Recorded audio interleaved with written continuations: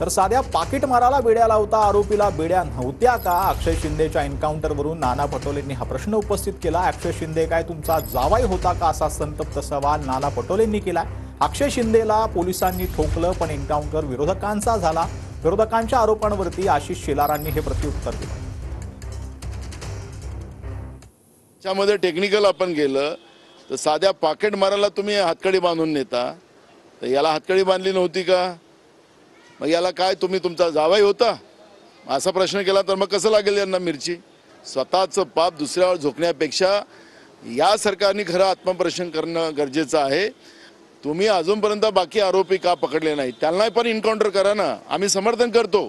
ती शाळा भाजपची आणि RSS असल्यामुळे आणि RSS आणि भाजपच्या लोकांना वाचवण्यासाठी या पद्धतीचं एन्काउंटर झालेलं आहे। अक्षय शिंदेला पोलिसांनी ठोकला, पण एन्काउंटर विरोधी पक्षाचं झालंय। महाराष्ट्र विकास आघाडीच्या नेत्यांची विरोधी पक्षाची जी काही वक्तव्य आहेत ना, बेशरमपणाचं लक्षण आहे। केवळ राजकारणासाठी कुठल्या थरावर गेलात तुम्ही? आणि महाराष्ट्र विकास आघाडीची लोक या अक्षय शिंदेच्या ठोकल्यानंतर त्याच्या फोटोची माळा घालून जपतायत। हे सत्ता पिपासू, सत्तेसाठी तुम्ही इतकं कराल?